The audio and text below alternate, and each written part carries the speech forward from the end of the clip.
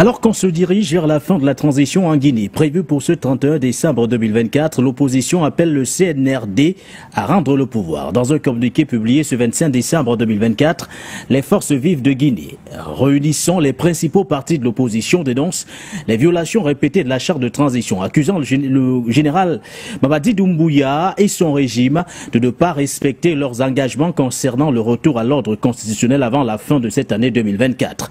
La sortie de l'opposition intervient au moment où Washington, qui par le biais de la secrétaire d'État adjointe américaine aux affaires africaines Molifi, estime que la transition guinéenne met beaucoup plus de temps que prévu.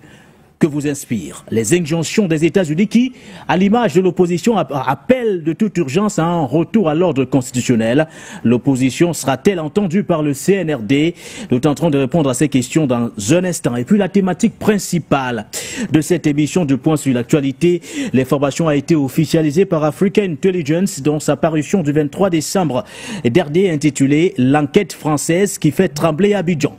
D'enquête menée par un juge d'instruction du tribunal de Nanterre lève l'équivoque sur un système de corruption et de blanchiment impliquant des personnalités de haut rang en Côte d'Ivoire, notamment le magnate du BTP Hassan Daklaha et plusieurs ministres du gouvernement de l'administration Alassane Ouattara. Officiellement, c'est environ 1400 milliards de francs CFA qui échappent chaque année au trésor public ivoirien, à cause notamment de cette corruption ambiante. Les révélations de la justice française soulèvent-elles des interrogations sur l'intégrité des institutions ivoiriennes?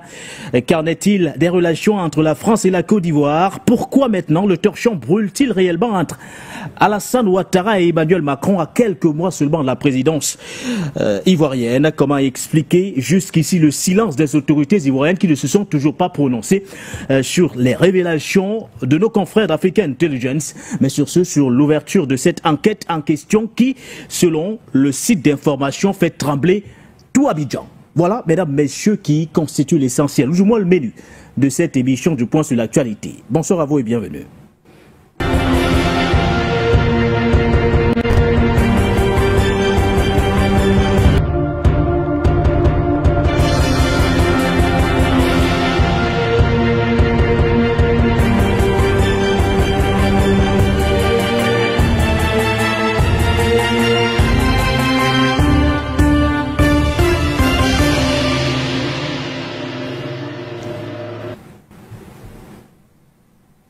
Bonsoir à tous et bienvenue. Une fois de plus sur les antennes de For You Media Africa, content, très heureux de vous retrouver ce soir pour ce numéro du Point sur l'actualité, votre édition du 26 décembre 2024. Deux thématiques, dont une en guise de thématique d'accueil ce soir. Pourquoi l'opposition met-elle la pression à Mamadi Doumbouya alors qu'on approche de la fin de cette transition?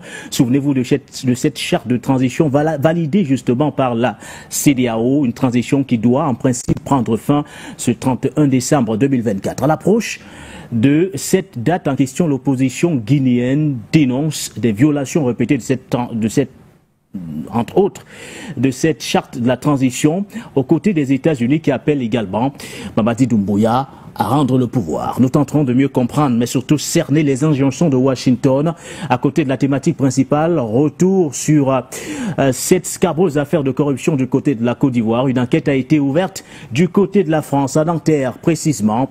Plusieurs proches du président Alassane Ouattara impliqués dans ce scandale de corruption qui fait perdre chaque année à l'État ivoirien un peu plus de 1400 milliards de francs CFA. On s'interroge surtout sur le timing de l'ouverture de cette enquête en question, ceci à quelques mois seulement de la présidentielle du côté de la Côte d'Ivoire. Le torchon brûle-t-il réellement entre les présidents Alassane Ouattara et Emmanuel Macron? Pourquoi maintenant?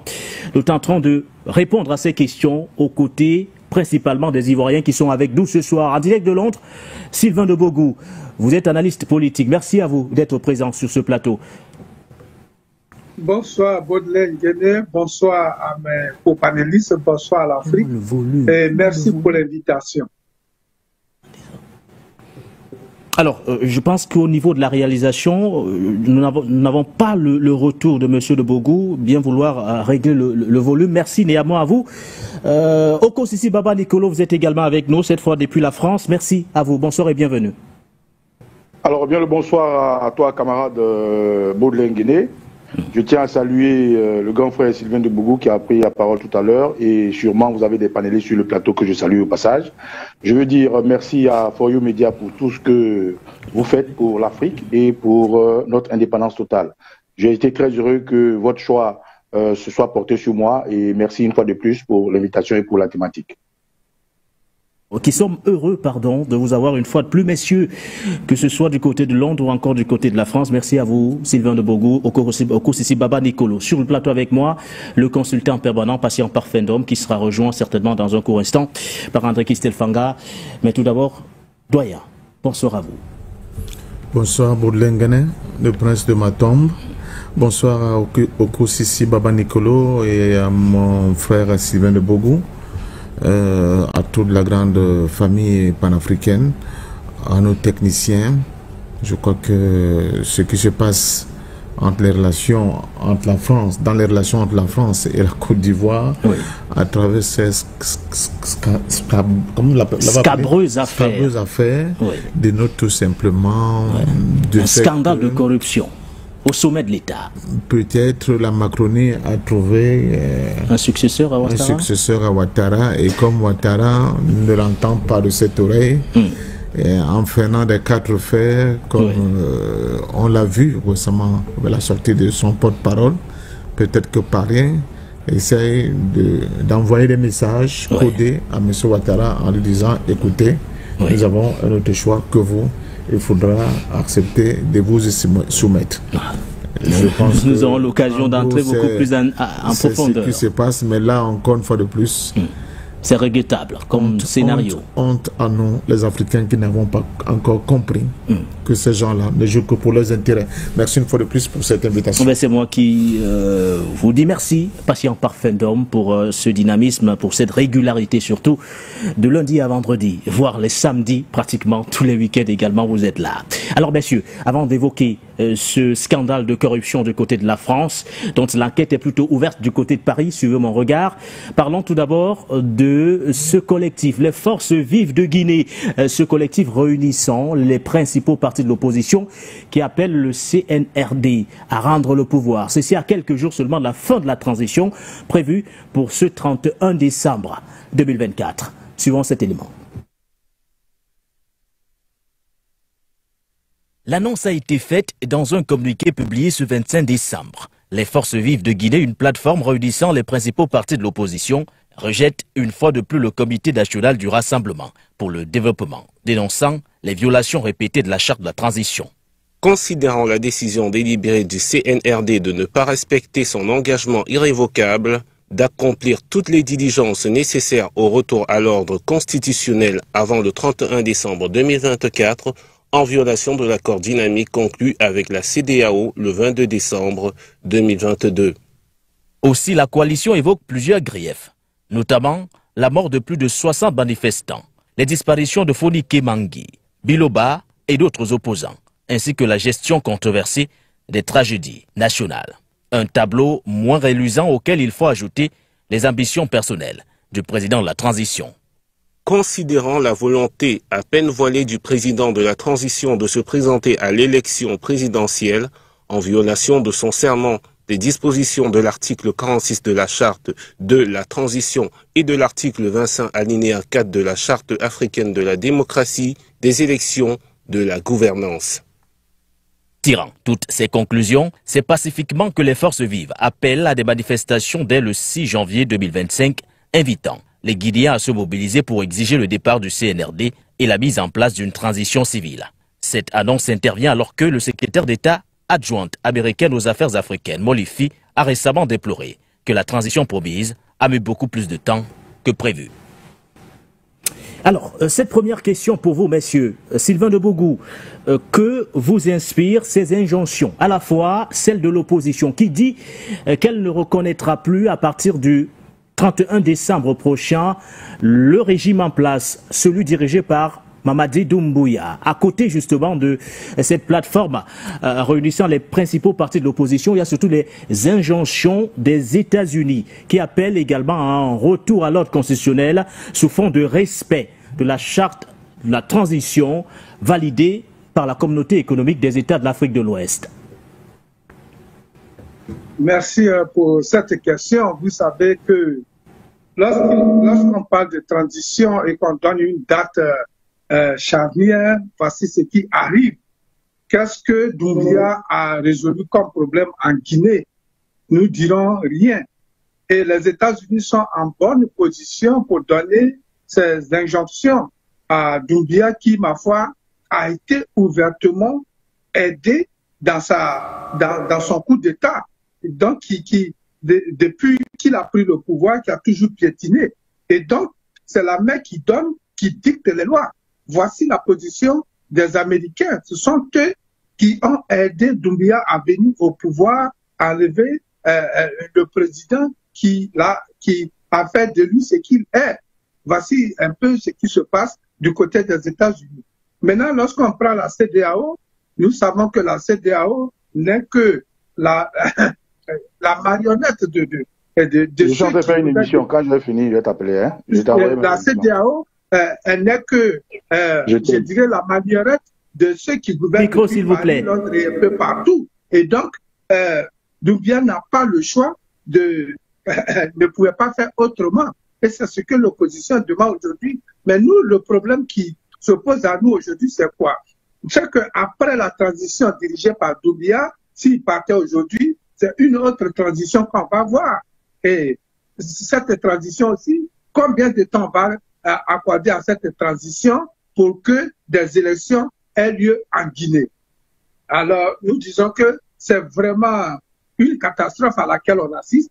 Doumbouya, lorsque les Africains, les panafricains l'interpellaient de rejoindre les États de l'AES et de couper les ponts avec tous ceux qui l'ont aidé ou bien qui l'ont poussé à faire ce coup, il n'a pas écouté, il a marché, il a mené une politique de canard, c'est-à-dire il a changé de marche, il a changé de positionnement, il a pensé que lui, Doumbouya, il pouvait lui seul naviguer. Et voilà aujourd'hui ce qui arrive. Et en plus de cela, il y a beaucoup d'abus qu'on a cités. L'arrestation, la disparition d'opposants à son régime et des manifestants qui ont été assassinés par ses militaires, parce que lui-même il est militaire. Et donc nous disons que Doumbouya, qui aujourd'hui, qu'on le veuille ou non, est là pour son propre bonheur, parce qu'il faut souligner que Doumbouya déjà a des réalisations à Assini, des boîtes de nuit en Côte d'Ivoire où ces gens vont faire du plaisir. C'est cela, Doumbouya. Donc, il n'est pas là pour les Guinéens et nous ne sommes pas prêts à pleurer sur son sort parce qu'il méritera, il aura mérité vraiment ce qui va lui arriver parce que Doumbouya, depuis son arrivée, il nage dans le flou et nous l'avons toujours décrié. Nous disons que pour nous, tout Africain, que les gens le veulent ou pas, tout Africain aujourd'hui qui veut diriger l'Afrique, qui veut diriger une partie de l'Afrique doit être mariée à une africaine et non à une occidentale qui est là pour l'espionner depuis le lit jusqu'en passant par la nourriture et même dans la douche. C'est ce que Doumbouya représente aujourd'hui. On ne peut pas faire une révolution et être marié à celui-là, à une fille de ceux-là qui sont en train de te combattre. On peut dire que l'amour a ses raisons que nous ne comprenons pas, mais à ce niveau de l'État, pour nous, c'est inconcevable et c'est inacceptable. Doumbouya qu'il s'en aille et que la Guinée retrouve vraiment sa paix. Elle-même ignore. Alors, quand on vous résume, M. de Bougou, vous êtes tranché sur la question. Mamadi Doumbouya doit partir et céder à l'appel de l'opposition. Oui, il doit partir. Il y a eu en tout cas, il y a eu des écrits. La loi est là, la loi doit être appliquée. S'il est vraiment là pour les Guinéens, la loi doit être appliquée. La fin de la transition est arrivée. Il doit partir pour qu'il y ait une transition capable de respecter cette loi. Mais parce que nous, Doumbouya, nous avions pensé réellement qu'il allait être du côté de l'AES et fermer la porte aux colonisateurs. Il ne l'a pas fait. Pour nous, c'est une transition. Et donc, il ne peut pas faire l'affaire des Guinéens. Je disais tout à l'heure que Doumbouya a déjà des réalisations en Côte d'Ivoire à Assini, où il y a déjà des boîtes de nuit qui sont en son nom, qui sont au nom de ses partenaires, mais en réalité qui lui appartiennent. Et donc, c'est le plaisir. Doumbouya, ce n'est pas la Guinée qui l'intéresse, c'est son élévation personnelle, donc il doit partir. Merci à vous, De Bogo, pour ce premier jet. 3 dénonciations clairement faites par les forces vives de Guinée. Dans ce communiqué rendu public ce 25 décembre 2024, considérant la volonté à peine voilée du président de la transition de se présenter à l'élection présidentielle en violation de son serment, des dispositions de l'article 46 de la charte de la transition et de l'article 25 alinéa 4 de la charte africaine de la démocratie, des élections et de la gouvernance, considérant la décision délibérée du CNRD de ne pas respecter son engagement irrévocable d'accomplir toutes les diligences nécessaires au retour à l'ordre constitutionnel avant le 31 décembre 2024, en violation avec l'accord dynamique conclu avec la CEDEAO le 22 décembre 2022, et enfin considérant l'arrogance et l'irresponsabilité du gouvernement de transition dans la gestion des tragédies nationales, de l'explosion du dépôt de Kaloum le 17 décembre 2023 et des événements douloureux survenus au stade Zérékoré le 1er décembre 2024, considérant, on ajoute un 4e, la dégradation des infrastructures et l'extrême pauvreté de la population aggravée par le manque, ou du moins la mauvaise gouvernance, notamment la corruption et les détournements de deniers publics. Les forces vives de Guinée réitèrent leur décision de ne plus reconnaître, à partir du 31 décembre 2024, le pouvoir en place, exige par la même occasion son départ et la mise en place d'une transition civile dès janvier 2025. Alors, ce collectif de partis d'opposition, Okosi Baba Nikolo, a-t-il raison d'appeler à un retour à l'ordre constitutionnel?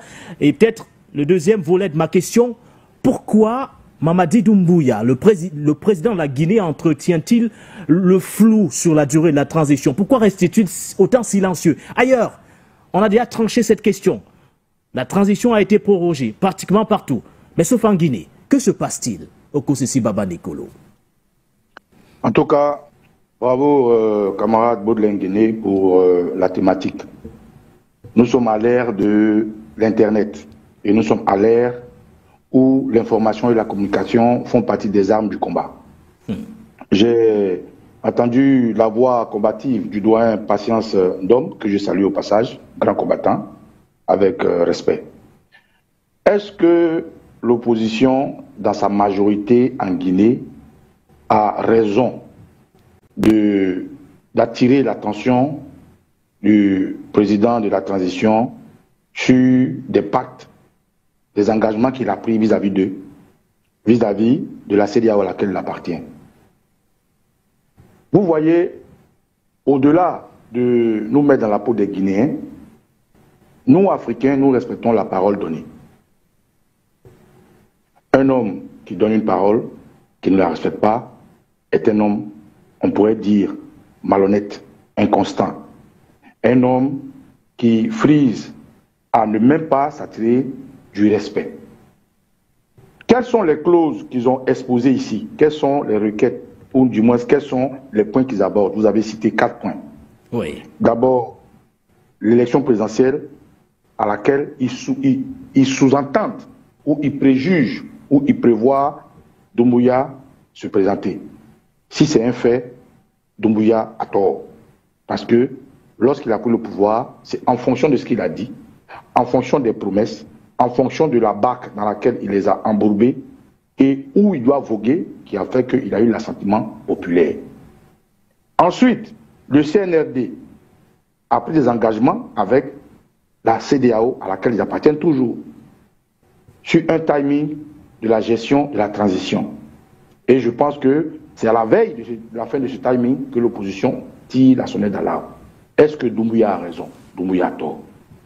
Troisième point que vous avez cité, vous parlez d'une gestion calamiteuse d'une explosion en Guinée, qui est naturellement des vies guinéennes qui ont été par accident gaspillées. Comment est-ce que cette crise a été gérée? Est-ce que les Guinéens l'ont apprécié? Avec la sortie et le fait de le mentionner, il déprécie naturellement la manière dont l'exécutif, même en transition, a géré cette crise. Est-ce que Doumbouya a raison? Doumbouya a tort. Mieux, pour terminer, ils disent dans le 4e point que vous avez cité, Ils sont préoccupés par la gabégie, par les détournements, par la corruption.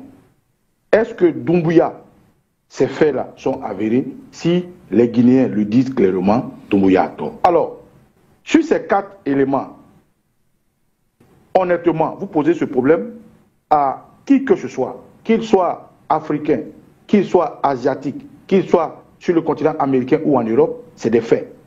Et ces faits-là, c'est sur un communiqué lu en bon officiellement que ça a été relaté. Ce n'est pas des oui-dire, ce n'est pas des Congossa, ce n'est pas des choses de couloir, c'est toute une force politique qui a décidé de s'asseoir, d'énumérer noir sur blanc, officiellement de lire un communiqué, non seulement qui les engage et qui engage la nation et le devenir de la nation. Pourquoi est-ce qu'aujourd'hui, cette opposition qui hier a accepté de voguer avec Doumbouya, aujourd'hui tire la sonnette d'alarme? C'est parce que, dans les faits, ils ont constaté que là où Doumbouya a voulu les traîner, la BAC a changé de route. Donc, un homme intelligent, en opposition qui ne fait que son travail, ils ont tout à fait, non seulement le droit, la légitimité et raison d'exposer à la face du monde entier et à la face des Guinéens eux-mêmes ce que peut traîner la Guinée dans la merde. Aujourd'hui, on se pose la question de savoir, en deuxième point, mais pourquoi Doumbouya continue de garder ces rapports-là? Mais mon frère Sylvain de Gourou vient de donner une information. Si cette information est avérée, mais Doumbouya n'est pas le Doumbouya qu'on a vu venir en Guinée, qu'on disait déjà pour avoir exercé dans la Légion étrangère en France, et que nous avons suivi avec beaucoup de présomptions d'innocence vers lui, ses réalisations comme par exemple faire revenir le président Ladis Camara en Guinée, faire un jugement ouvert à tout le monde, rebaptiser les noms des colons de la Guinée avec le nom des leaders guinéens ou des responsables guinéens, rebaptiser l'aéroport. Ce Doumbouya-là, qui est parti à l'ONU à la 76e ou 77e, si je ne me trompe pas bien, sommet, et qui a fait un discours qui, ma foi, nous a fait plaisir. Ce Doumbouya-là qui, hier, lorsque ses frères de l'AES étaient embourbés dans les coquetteries de la CEDEAO et des forces externes à vouloir coûte que coûte l'ensevelir, ce Doumbouya a tendu la main à ses frères-là. Quand on voit ce Doumbouya aujourd'hui là, avec des faits que l'opposition expose, que moi de l'extérieur je pourrais dire avérés parce qu'ils ne sont pas cachés, est-ce le même Doumbouya qui aujourd'hui a ses business en Côte d'Ivoire? Est-ce que le même Doumbouya aujourd'hui, diantre, qui conserve ses rapports avec la CEDEAO? Mais Doumbouya l'a dit clairement qu'il reste dans la CEDEAO. Mais la CEDEAO c'est qui? La CEDEAO c'est quoi? La CEDEAO est gérée par qui? La CEDEAO est gérée par la France. Aujourd'hui, le départ de Alpha Condé était exposé comme étant une mauvaise gestion, comme étant une violation de la Constitution. Mais tout ça fait partie du paquet de l'exercice de la force extérieure à la Guinée, c'est-à-dire la communauté internationale, l'influence de la France-Afrique contre Alpha Condé. C'est pour ça qu'ils l'ont chassé. Mais on ne peut pas enlever quelqu'un et puis faire la même chose que cette personne, il y a un problème. Donc aujourd'hui, dès l'instant où Doumbouya s'acquiquine encore avec la CEDEAO, dès l'instant où Doumbouya s'acquiquine avec ses forces qui en veulent à l'esclavage, qui veulent garder l'esclavagisation des Africains, dès l'instant où Doumbouya, vous l'avez dit tout à l'heure dans votre introduction avec Sylvain de Gourou, il a été aidé en guillemets par les États-Unis. Dès l'instant où les États-Unis aujourd'hui se mettent dans une posture de soutenir l'opposition, il y a un problème. Il y a un sérieux problème. Où va Doumbouya? Qu'est-ce qu'il veut faire de la Guinée? Qu'est-ce qu'il a fait de la Guinée? Qu'est-ce qui a changé? La vie des Guinéens a changé, à part le fait de retirer certains biens à des anciens hommes politiques, à part le fait d'exposer certains crapauds de la politique, à part le fait de faire des jogging dans les rues, aller ça et là, venir. Qu'est-ce que Doumbouya a franchement changé en Guinée? Au Mali, on a vu un changement. Au Burkina, on a vu un changement. Au Niger, on a vu un changement. Tous les ex-militaires qui ont fait des coups d'État, comme au Ghana avec J.J. Rawlings, on a vu un changement. Avec Thomas Sankara, on a vu un changement. Et la liste est longue. Quel changement Doumbouya a apporté? Ma foi, si Doumbouya a promis à ses compatriotes de les amener d'un point A à un point B meilleur et qu'ils ne vont pas venir, c'est en toute légitimité, en toute raison que l'opposition guinéenne prend cette posture. Maintenant, dans cette phase où nous sommes arrivés, lorsque nous voyons l'attitude de M. Choguel Koukala Maïga avec ses camarades d'hier en tant que politique, lorsque nous voyons au Burkina Faso, tous les politiques sont unis derrière leur président de la transition, lorsque nous voyons qu'au Niger, on n'attend pas doigt voler et que tout le monde est derrière le président Tchani, on se dit bien que si Doumbouya a laissé son opposition faire ce qu'il fait, c'est que Doumbouya sait où il a mis son pied. Et comme l'a dit Sylvain de Bougou, dis-moi qui tu es. Qui tu es, je te dirai qui tu es. Un homme qui veut voyager loin ménage sa monture. Si Doumbouya n'a pas ménagé sa monture, naturellement, il faut que là où il est arrivé, avec la voie que porte l'opposition, il s'arrête. Parce qu'il est conduit droit dans le mur et ce qu'il a voulu empêcher, éviter, ce qu'il a décrié, ce qu'il a promis, il respecte. Sinon, moi, ma foi, je soutiens le peuple guinéen qui expose des faits qui sont des faits qu'on peut vérifier. Je soutiens le peuple guinéen qui est légitime et je soutiens la souffrance du peuple guinéen qui ne veut pas aujourd'hui être dans une pirogue où il ne sait pas vers quelle rive voguer. Donc voilà un peu ce que je tiens à dire dessus. Merci à vous. Il y a néanmoins une question qui reste en suspens pour tous ceux qui nous suivent à l'instant. Patient parfait donc. Pourquoi appeler à un retour à l'ordre constitutionnel en Guinée et pas au Mali, Niger et au Burkina Faso par exemple? Y a-t-il urgence du côté de Conakry? Le contexte est-il finalement différent de tous les autres? Comment on explique cette pression qu'on met autant sur Mamadi Doumbouya? Ben, je nous dis quand même d'être un peu prudent sur ce qui est en train de se passer parce que les politiques, même quand ils sont des militaires, c'est de véritables roublards. Si demain matin, M. Doumbouya se lève et fait un discours contre les États-Unis, fustige la CEDEAO, tique sur les partis d'opposition qui sont manipulés de l'extérieur, et avoue sa sympathie à l'AUS, ben, il abat toutes les cartes. Vous voyez comment c'est délicat? Alors que le gars ne sera qu'en train de jouer une question de survie de son propre pouvoir. Cette affaire guinéenne-là, à mon sens, est une affaire qui dénote d'un problème profond, le mal profond africain, où nous continuons de voir des gens qui arrivent au pouvoir, souvent avec l'aide quand même des anciens pouvoirs, parce que quand on prend le pouvoir d'Alpha Condé qui n'avait que trop duré, on va le voir pour la Côte d'Ivoire maintenant, Doumbouya est sorti de là comme un sauveur. Mais la Guinée est dans un flou total. On ne sait pas s'ils vont à gauche, s'ils vont à droite. On ne comprend rien. Mais je vous dis attention, parce que demain matin, M. Doumbouya peut vous sortir une carte et ça va mettre en difficulté et Sylvain de Bougou et mon ami Baba Nicolo. Parce qu'il suffit qu'ils disent que bon, vraiment, il faut refonder la CEDEAO, même si c'était avec un langage surnois, et dire que bon, les États-Unis n'ont rien à foutre dans les affaires internes à la Guinée, dire deux citations de Sékou Touré, et puis continuer en disant, vous voyez, on nous en veut parce que nous avons ouvert nos ports et nos frontières à l'AUS au moment où on voulait les asphyxier. Qu'est-ce que vous allez voir des panafricains commencer à dandiner. Mais c'est ce qu'on... Donc c'est quand même cette affaire-là.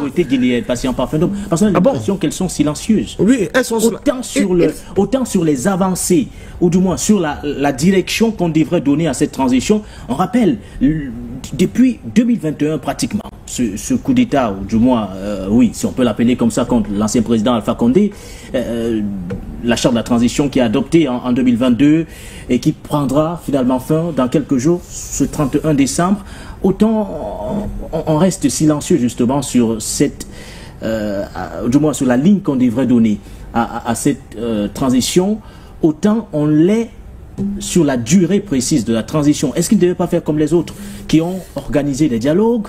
Le peuple s'est prononcé en faveur d'une prorogation, prolongation, comme vous voulez, et on a entériné cela avec un projet de nouvelle constitution qui viendrait, puisque ça fait partie de l'une des préoccupations des principaux partis d'opposition du côté de la Guinée, qui donnerait peut-être les pleins pouvoirs à Madi Doumbouya de se présenter à la présidence. Et là, il pourrait éventuellement lever tout équivoque. Vous pensez sur tous ces points d'ombre. Mais alors est-ce qu'il aurait été sincère envers son peuple? Non. Mais je ne suis pas sûr qu'il ne va pas le faire, hein, tout ce que vous voulez dénumérer là. Ne soyez pas pressés. Je vous dis demain matin, bon, d'abord c'est un conseil que je lui donne comme ça, pour un franc symbolique. Demain matin, ce type peut vous sortir des trucs, je veux prolonger la transition, les États-Unis n'ont pas à foutre leur gueule dans les affaires internes de la Guinée. On nous en veut parce que nous avons soutenu nos frères de l'AES et nous continuons même d'examiner la possibilité de collaborer encore plus en profondeur avec eux. C'est fini. Tous les panafricains là qui tirent sur Doumbouya, ils vont lui trouver des raisons, n'est-ce pas, de... Hein? Voilà. Donc c'est à ce niveau que souvent je me dis, pianissimo, allons quand même doucement parce que comme Doumbouya est un cas d'espèce dans l'émergence de ces prétendus leaders africains qui vous ne savez pas, il va à gauche, il va à droite, qu'est-ce qui se passe? Bon, Sylvain de Bogo a énoncé la question d'avoir des femmes blanches. Non, ça n'avait rien dit. On peut avoir une femme blanche et être un véritable révolutionnaire qui est au service du continent africain. Et il y a des exemples de grands leaders africains qui avaient épousé des Européennes, donc c'est pas là le problème. Le problème, c'est que il n'y a pas de cap, il n'y a pas de vision. On ne sait pas où va la Guinée. On ne comprend pas. Et même à l'intérieur, on ne sent pas les activistes guinéens vraiment se mouvoir, essayer. On ne sait pas ce qui se passe en Guinée. Qu'est-ce qui se passe en Guinée? Est-ce que c'est un problème? Mais si les Guinéens ne veulent pas de cette rupture brutale, à l'AES, on fait quoi? C'est ça le problème. C'est souvent ça le problème.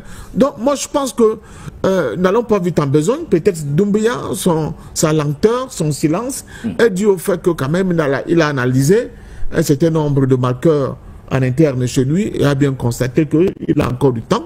Il peut encore se donner du temps pour continuer à jouer à ce jeu-là. Oui. Malheureusement, c'est le peuple guinéen qui en pâtit parce que quand on a vu les événements des Zéro Corée, on se rend quand même compte que il n'y a pas... La gestion était... Au-delà de la gestion, la prévention même d'un événement comme celui-là. Et que cela puisse arriver encore aujourd'hui, après avoir eu ce pourquoi M. David Dadis Camara a été... vous vous souvenez des massacres du stade de Conakry, oui. Et que là on vit encore ce qu'on a vu à Zéro Corée, ça pose quand même un problème. Donc moi je crois que c'est comme une espèce de blackout total, c'est de ce qui se passe en Guinée. Moi j'ai envie de sonder, de comprendre, de voir des lignes de démarcation, des plaques qui bougent. Oui. Je ne vois pas beaucoup en Guinée. C'est pour ça que je continue de me poser la question. Le peuple guinéen, c'est vraiment le peuple Sékou, c'est vraiment le peuple guerrier qui a fait la fierté de notre continent. Qu'est-ce qui se passe en Guinée? Pour l'instant, je n'ai pas de réponse. Difficile d'avoir la réponse. Bien malin qui pourra nous la donner. Et bien malin également celui qui pourra lire dans une boule de cristal. Les forces vives de Guinée invitent donc l'ensemble des citoyens guinéens, civils et militaires de l'intérieur comme de l'extérieur à se mobiliser pour la plus grande combativité, pour exiger le départ du pouvoir en place ainsi que la mise en place d'une transition civile. Ces manifestations pacifiques dans les rues et sur les places publiques commenceront dès le 6 janvier 2025 dans le Grand Conakry et continueront ultérieurement dans les préfectures de l'intérieur. Seule la lutte libère, conclut les forces vives de la Guinée. Alors, Oko Sylvain Nicolo et Sylvain de Bogo, avez-vous quelque chose à ajouter avant de passer moi, s'il te plaît, si c'est possible. La thématique principale? Je commence par vous, Oko Sissi Baba Nicolo. Oui, moi je comprends un peu l'intelligence de mon grand frère patient Patrice Ndom. Je comprends. Parce qu'aujourd'hui, nous ne sommes que des Africains qui apportons notre soutien et notre voix à nos frères, mais les plus intéressés, ceux que cela concerne sont les Guinéens. Donc je comprends un peu son intelligence et son adresse. Mais pour sortir, il a posé une question. D'abord, il a dit une chose. il ne sait pas le problème de la Guinée, c'est flou. Il n'a pas de lecture. Le grand analyste qui peut prendre des événements et être à l'aise d'analyser, il ne les a pas. Il ne peut pas vraiment s'embourber comme nous, c'est-à-dire qui disons que la poursuite du peuple guinéen, que selon l'ensemble des partis politiques est évoquée, nous les soutenons puisque Doumbouya a fait des promesses. C'est lui qui l'a dit. Doumbouya, avec eux, se sont entendus sur un calendrier. Donc, il dit que c'est flou. Quand quelque chose est flou, c'est une mauvaise visibilité. Il y a une mauvaise visibilité. Mais quand quelque chose est flou, et que ceux qui sont derrière les nuages disent que nous ne voyons pas bien, il faut leur donner, avec les preuves, quand même, un bénéfice du doute. C'est ce que je fais. Et je pense que c'est ce que Sylvain fait. Mieux, à la fin de sa prise de parole, il a dit, il a posé une question de savoir qu'est-ce qui se passe en Guinée. Ben, je vais lui rappeler ce qui se passe en Guinée en fonction de ce que vous avez exposé dans cette thématique. Vous avez dit que la majorité, pour ne pas dire un ensemble de partis politiques, expose sur un communiqué que M. Doumbouya a en tête ou prévoit changer la constitution pour être candidat aux élections. C'est ce qui se passe en Guinée. C'est écrit, c'est eux qui l'ont communiqué. Et ça se passe en Guinée. Ils disent que le CNRD ne respecte pas la clause et la parole donnée à la CEDEAO sur le timing de la transition. C'est ce qui se passe en Guinée. Ils disent que la gestion d'un accident où il y a eu explosion a été mal gérée par l'exécutif guinéen.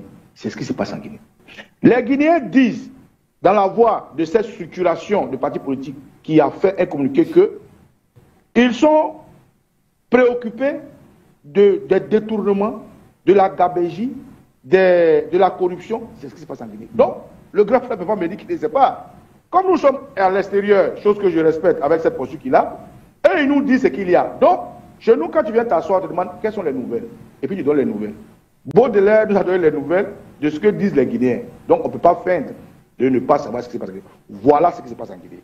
Donc, en fonction de ce qui se passe en Guinée, nous, en tant qu'Africains, en tant qu'analyse, on regarde et on cherche à savoir où va la vérité. Où va une vérité? Mais cette vérité va dans ce qu'ils ont exposé. Est-ce que oui ou non, la Guinée a évolué? Non. Est-ce que oui ou non, la CEDEAO est un obstacle à l'indépendance des pays africains de l'Afrique de l'Ouest? Oui, la CEDEAO est un obstacle. Mais est-ce que M. Doumbouya n'est-il pas avec eux? C'est un fait. Aujourd'hui, les Américains qui viennent de s'embourber, est-ce qu'on ne les a pas mis au pas au Burkina, au Niger, au Mali? Oui. Alors, quand il dit que demain, si Doumbouya fait vote face, on sera mal positionné, mais je veux dire à au grand frère que la politique est la saine appréciation du moment. Hier, quand M. Doumbouya est arrivé et qu'on nous a dit qu'il était un ancien légionnaire, on faisait attention. Dès qu'on a vu les actions qu'il a posées, en tendant la main aux frères de l'AES, nous avons applaudi. En rebaptisant l'aéroport, nous avons applaudi. En faisant l'entrée d'Addis Camara, nous avons applaudi. En instituant cette justice accessible à tous, nous avons applaudi. Et beaucoup d'autres choses qu'il a posées, nous avons applaudi. Donc c'est sa démarche qui a fait que nous nous sommes postés pour sortir au comme des garde-fous. Alors, si aujourd'hui, ce même monsieur-là, qui est allé à l'ONU, qui nous a sorti des grands discours que nous avons applaudi, change de démarche, c'est normal qu'on vienne dire, ah, grand frère, Doumbouya, ces gars-là, ils ont raison, hein, ce n'est pas bon. C'est ce qu'on fait. Quand demain, Doumbouya va nous surprendre à nouveau pour dire, écoutez, les partis politiques sont soutenus par l'Occident, voilà les preuves. Les États-Unis, qui aujourd'hui donnent des ultimatums, sont ceux-là qui veulent pousser la Guinée à s'entretuer, nous sommes d'accord. Quand demain, Doumbouya va venir nous dire, si je ne fais pas ça, c'est parce que je sais ce qu'on complote, nous allons soutenir Doumbouya. Si demain Doumbouya dit, je redonne l'AES, c'est tout ce que nous cherchons. Mais dans cette posture-là, où le grand frère lui-même... Oui, pour sortir au Kosisi, nous sortons par là. pour sortir au cours ici. On va également prendre l'avis. Pour sortir, je veux simplement dire à nos auditeurs que la politique, c'est la scène à présent du moment. Hier, Doumbouya a fait bien, on l'a applaudi. Aujourd'hui, il fait mal, on prend des réserves. Hier, Damiba au Burkina a fait un coup d'état, on l'a applaudi. Quand elle a commencé à déconner, on a pris notre position. Donc c'est tout à fait naturellement, en mettant le peuple guinéen en avant, que nous prenons cette posture. Aujourd'hui, avec ce qu'ils ont relaté, au vu aussi du monde entier, les peuples guinéens qui partent dans la voie de leur politique, nous les soutenons. En même temps, même si nous gardons des réserves de qui est derrière cette opposition, nous leur donnons toute la légitimité parce que c'est d'eux qu'il s'agit. Voilà. Merci à vous, Kossi. Alors, vous allez également dire un mot pour sortir cette thématique, Sylvain de Bogou, l'opposition qui appelle à manifester, et ce, à partir du 6 janvier 2025. Est-ce la meilleure façon de se faire entendre? Oui, l'opposition doit manifester, le peuple guinéen doit manifester pour le non-respect de la date que Doumbouya lui-même a accepté, ce qui a fait que l'opposition, dans son entièreté, a soutenu Doumbouya jusque-là, a laissé Doumbouya gouverner jusque-là.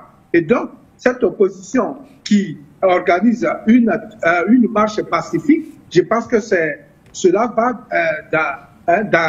dans ce qu'on appelle la démocratie. C'est une façon de se faire entendre. Cette opposition n'est pas armée, comme Doumbouya est venu au pouvoir avec les armes. Cette opposition n'a pas d'armes. Elle veut simplement dire au monde entier et au peuple guinéen que Doumbouya a dépassé la ligne rouge. Il faut l'arrêter et il faut réellement remettre la Guinée sur le bon chemin. Et donc, pour nous, nous soutenons cette démarche de l'opposition. Merci à vous, Sylvain de Bogou, Kossi Baba Nicolo, encore patient parfait d'homme, ce qui nous sert donc de transition pour évoquer la principale thématique de cette soirée. Que se passe-t-il entre la Côte d'Ivoire et la France? Le torchon brûle-t-il réellement entre les présidents Alassane Ouattara et Emmanuel Macron?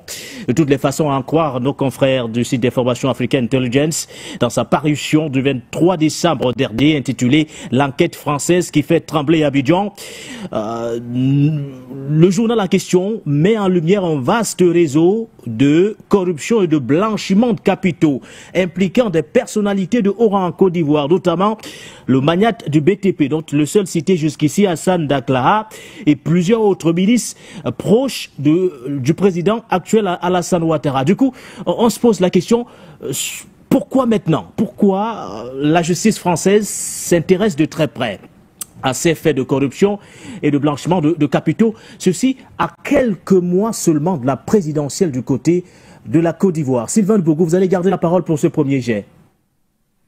Merci une fois de plus.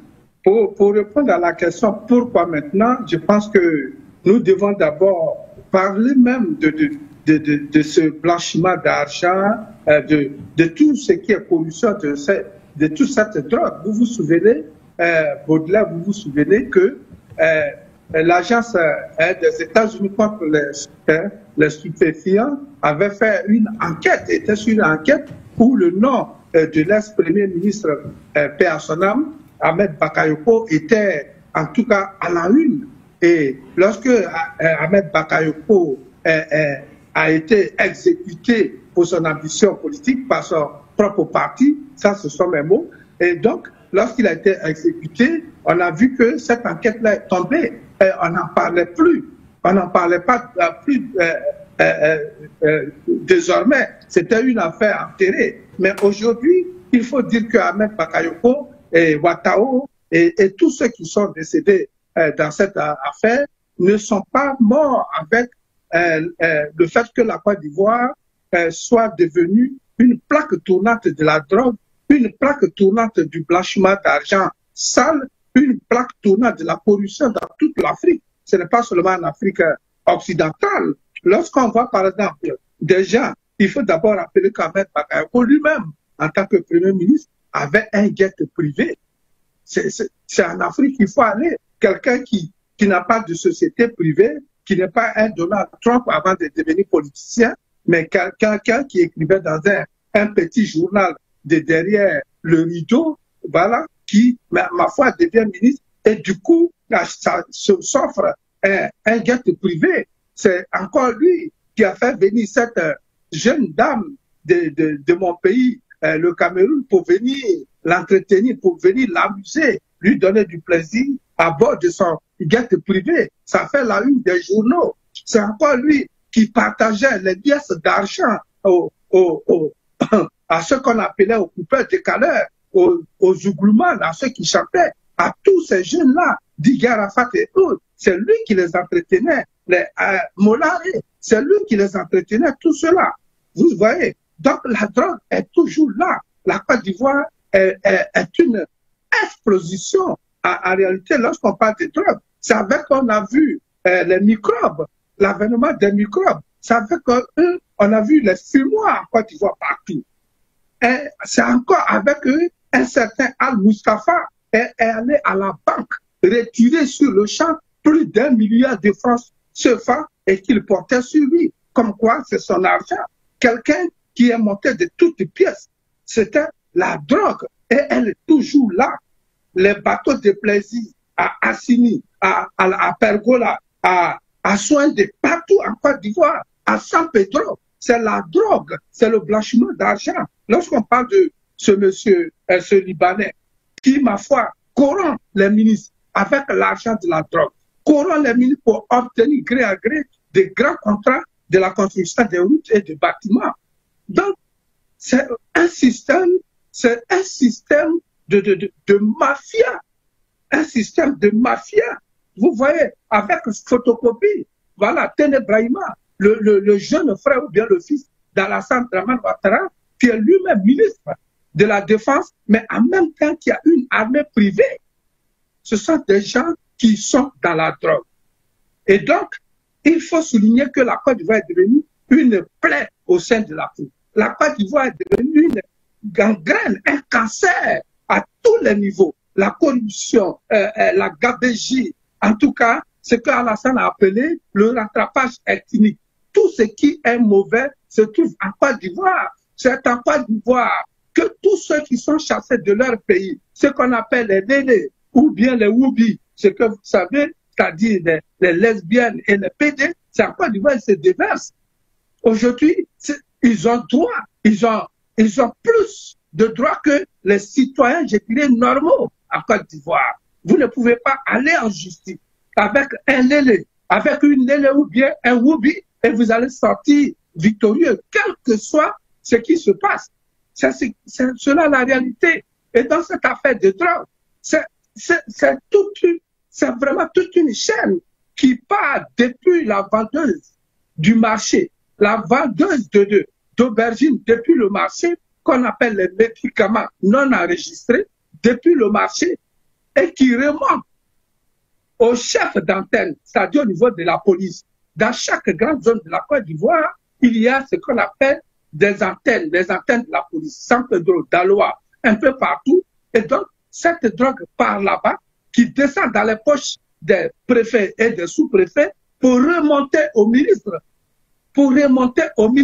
Et donc, vous comprenez que la Côte d'Ivoire, s'il fallait couper ce pays, le mettre quelque part et puis vraiment le soigner avant de le ramener en Afrique, on pouvait le conseiller à ceux qui auront cette possibilité. Maintenant, pourquoi la France agit maintenant? La France agit maintenant parce que d'abord, la France est en difficulté. Vous savez que l'économie de la France est en chute libre. Et donc, Alassane Dramane Ouattara et sa clique qui investissent ou bien qui prennent tout l'argent des Ivoiriens, on parle de 400 milliards, qui prennent tout l'argent pour ramener en France, cela sera classé d'abord comme bien mal acquis. Tout ce qu'ils sont en train d'acheter en France, cela sera classé comme bien mal acquis et la France va se remplir les poches. Ça, c'est un. Au niveau politique, Alassane Dramane Ouattara a été décrié à plusieurs reprises. Même ceux qui sont aujourd'hui au gouvernement, je veux parler de la droite extrême, de l'extrême droite française avec Marine Le Pen, ont toujours décrié Alassane Dramane Ouattara. Aujourd'hui, Macron en France n'est pas un président, je dirais, légitime. Il est en minorité. Et c'est la droite, l'extrême droite, qui fait aujourd'hui les rois en France. Donc, il y a la pression de ce côté. On fait la pression sur Macron, qui doit réellement dire ou bien qui doit rejeter son ami Alassane Dramane Ouattara, qui est rejeté par beaucoup de politiques africains et même occidentaux, parce qu'ils savent que Alassane a tué réellement en Côte d'Ivoire. Il y a eu le problème d'Ago, il y a eu, je veux dire, l'après-élection 2010-2011. Depuis, il n'y a pas encore eu un seul inculpé du côté d'Alassane Dramane Ouattara. Et donc, c'est la bonne voie qu'on montre à Alassane de partir tranquillement. Et comme il résiste, il faut maintenant faire sortir les dossiers sales sur lesquels la France était assise depuis. Il refuse de partir. Donc, il faut faire sortir ces dossiers.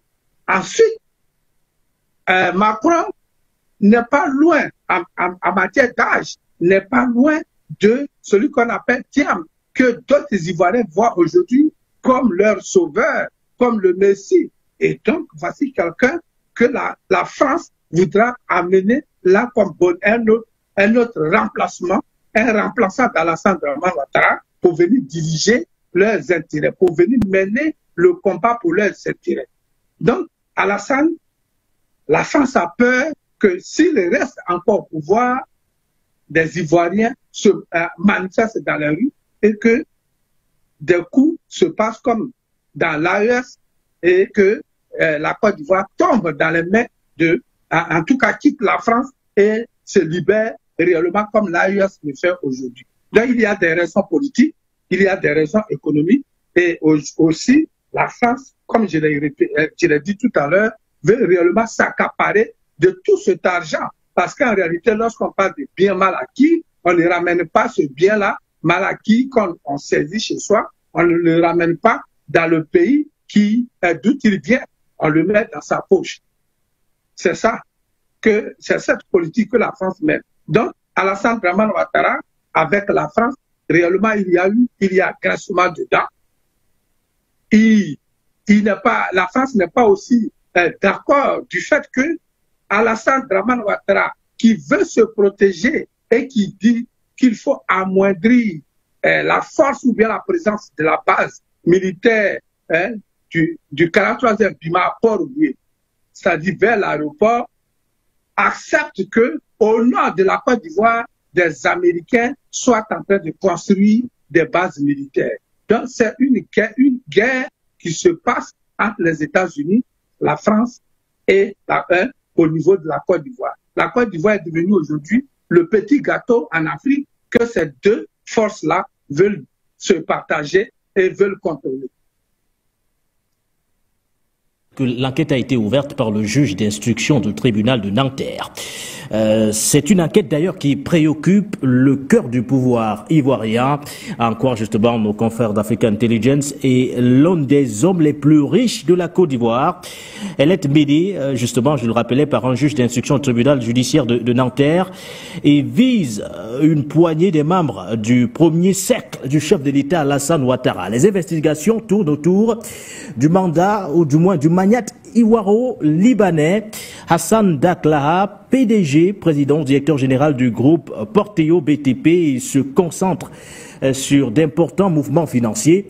L'enquête menée depuis plusieurs mois dans la plus grande confidentialité a été initialement ouverte pour blanchiment et, entre autres, blanchiment de capitaux, corruption d'agents publics étrangers en filigrane.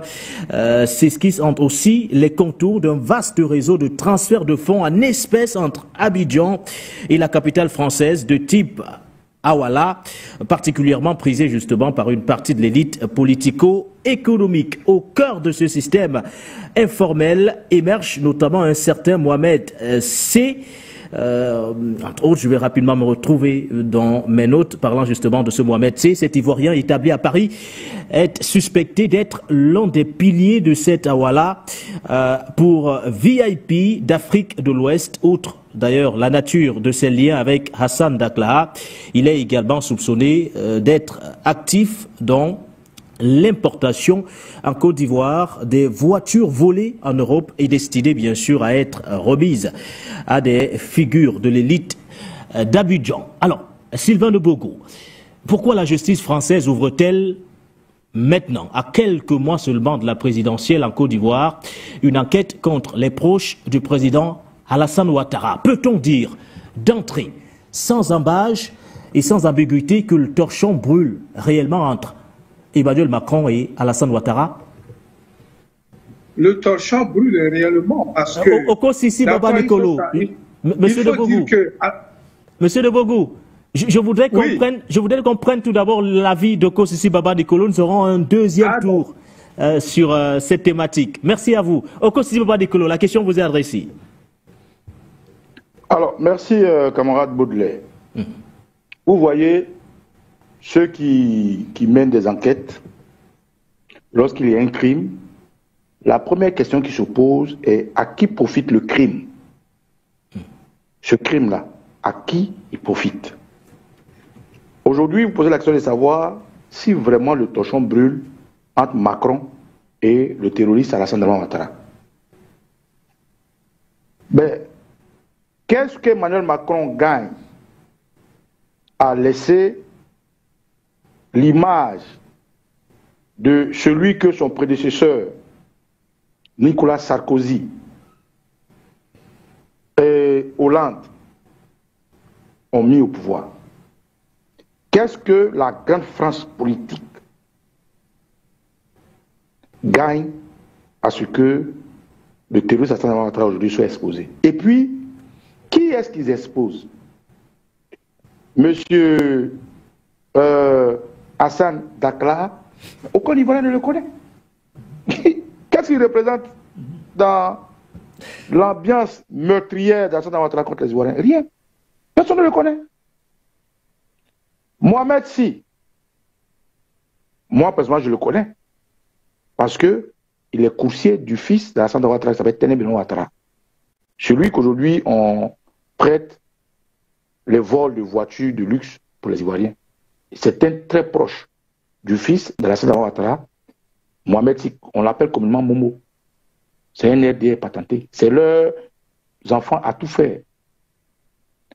Qu'est-ce que Emmanuel Macron, aujourd'hui, à quelques mois des élections, gagne là où, en Côte d'Ivoire, des partis de l'opposition, dont les plus cotés, c'est-à-dire le PPACI du président Laurent Gbagbo, le FPI de Afi N'Guessan, le PDCI-RDA de Tidiane Thiam aujourd'hui, essaient d'exposer leurs arguments sur la future élection où un camp, c'est-à-dire les gens de la gauche, le président Gbagbo, Afi N'Guessan, souhaitent que l'élection soit inclusive, souhaitent que Soro Bafori Guillaume rentre et son nom soit rétabli sur la liste électorale, souhaitent que le président Laurent Gbagbo ait son nom sur la liste électorale. Lorsque la gauche, avec Maman Simone Gbagbo, du MGC, le COJEP de Charles Blé Goudé, tout cela avec le MFA de Anaki Kobela qui hier était dans le RHDP, qui n'est plus aujourd'hui, qui est le RDR, décrit contre Ouattara. Qu'est-ce que Macron, en s'attaquant à Hassan Dakla et à Mohamed Sy, et ces informations peuvent apporter? Rappelez-vous, hier, je prends le doyen Patience Ndom ici à témoin, lorsqu'il y avait ces histoires de drogue, où Ahmed Bakar était nommément cité, est-ce qu'à un moment donné, la France a pris les roues de cette histoire? Non. C'était une enquête d'un journaliste qui a fait beaucoup de bruit, qui n'est allé nulle part. Ahmed Bakar a toujours été resté à la tête du ministère, du Premier ministère jusqu'à ce qu'il meure. Donc, à qui profitent aujourd'hui ces bruits autour du régime du terroriste Alassane Ouattara? Eh bien, je vais vous donner une lecture des choses, moi. On a toujours dit de tout le temps que la France n'a pas d'amis. La France n'a que des intérêts. Les intérêts de la France aujourd'hui, qui peut les supporter? Qui peut les tenir? Qui peut assurer la France, donner la garantie à la France que leurs intérêts seront toujours en bonne et due forme? En tout cas, ce n'est pas Gbagbo, on est d'accord. Gbagbo qui dit haut et fort qu'une fois au pays, une fois au pouvoir, il rétablira les rapports qu'il y a avec les frères d'à côté, dont l'AES. Une manière de dire clairement qu'il est soutien. Et il a dit, sans embâche, que c'est le combat qu'il a mené qui a aujourd'hui des gouttes sont tombées avec nos frères de l'AES.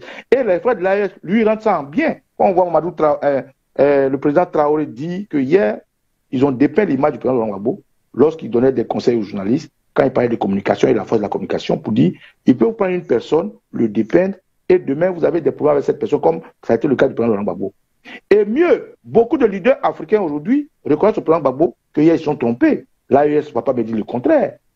Quand dans l'AES, chaque fois qu'il y a des manifestations, il y a des pancartes du président Laurent Gbagbo qui sont brandies, Gbagbo ne peut pas aujourd'hui être celui à qui profitent les comportements de la France. On va parler de qui? On va parler de Maman Simone Gbagbo, de Charles Blé Goudé, qu'aujourd'hui, on sait, sont des proches du président Laurent Gbagbo. On va parler d'Afin Guessan qui, même sur des plateaux télé en France, disait clairement que Ouattara n'a pas le droit de faire un 4e mandat, comme dit le président Gbagbo. Mais tout à l'heure, Sylvain a prononcé un nom, Tidjane Thiam. Mais Tidjane Thiam, aujourd'hui, c'est un secret pour personne, est un ami d'Emmanuel Macron. Il a été invité au JO, qui est un grand moment. Tidjane Thiam, aujourd'hui, lui-même, ses militants, le président comme étant quelqu'un qui a un carnet d'adresses. Il ne s'en cache pas de dire, Obama lui a envoyé des lettres lorsqu'il était en Suisse et patati patata.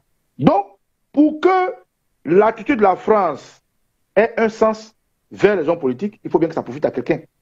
Mais à qui ça peut profiter si ce n'est pas Gbagbo, c'est à Tidjane Thiam. Mieux, vous avez vu Robert Bourgi sortir, dit que Gbagbo a gagné l'élection. Et en même temps, comme pour se foutre des intellectuels africains, il dit parce que le Conseil constitutionnel l'a dit. Comme ça, si on va devant une juridiction, il peut se dédouaner pour dire mais c'est un fait. Donc, quand on finit de répondre à la question à qui profite cela, ça ne profite pas à Gbagbo, ni aux Ivoiriens. Puisque les Ivoiriens regardent lorgne l'attitude de l'AES. Les Ivoiriens veulent être libérés. Les Ivoiriens veulent profiter de leurs ponts qui sont loués à la France. Les Ivoiriens veulent profiter de leur électricité, de leur eau, de leur café cacao. Les Ivoiriens veulent profiter de leur pays où les richesses leur reviendraient, comme ça se passe à l'AES. Donc, il n'y a que le président Laurent Gbagbo qui ne puisse pas bénéficier de ce qu'ils font. Mieux, dans le débat politique de tous ces politiciens, chacun prend une position. Mais à aucun moment, on a entendu Tidjane Thiam remettre en cause la présence de l'armée française. À aucun moment, on a vu Tidjane Thiam remettre en cause le côté néfaste du franc CFA, qui est gage de souveraineté. À aucun moment, on a vu Tidjane Thiam exposer clairement, comme le font les autres, même par des moments, par des minutes, que la France, aujourd'hui, n'a plus sa place en Afrique. Vous voyez, aujourd'hui, cette guerre qui se passe au sein du PDCIRDA avec Billon, je ne sais pas si vous êtes informé, parle de quoi? Parle de quelqu'un qui n'était pas là, qui est venu, de moi, je suis mieux. Mais tous les PDCistes aujourd'hui, celui qui est en train de tirer les peines du jeu, c'est le président Arikouna Bédié, qui lui, hier, avec la France, aidé par la France, comme ils ont toujours été de la droite, ils ont toujours été adoubés par la France qui les a aidés avec le président Houphouët-Boigny jusqu'à aujourd'hui, un parti de paix, pacifique, ont toujours eu un côté avec la France. Mais quand le président Arikouna Bédié, à la veille de 2020, s'est vu lâché par cette communauté internationale, à qui il a donné sa posture de deuxième après les élections de 2011, pour qu'il respecte cette clause qu'il y a entre lui et puis la France, le président Arikouna Bédié a vu qu'il a appelé le monde entier, comme il a dit dans son communiqué, mais il n'y a qu'une femme de l'ONU qui a répondu. Donc le président Arikouna Bédié était dans une posture de donner la Côte d'Ivoire aux Ivoiriens, comme il a dit à la réception du président Laurent Gbagbo quand il est revenu de son voyage. Bref, pour shooter, je vais dire quoi? Je veux dire que cette question de savoir si le torchon brûle entre la France et la Côte d'Ivoire, je veux dire que c'est un leurre. C'est une comédie. Il n'en est rien.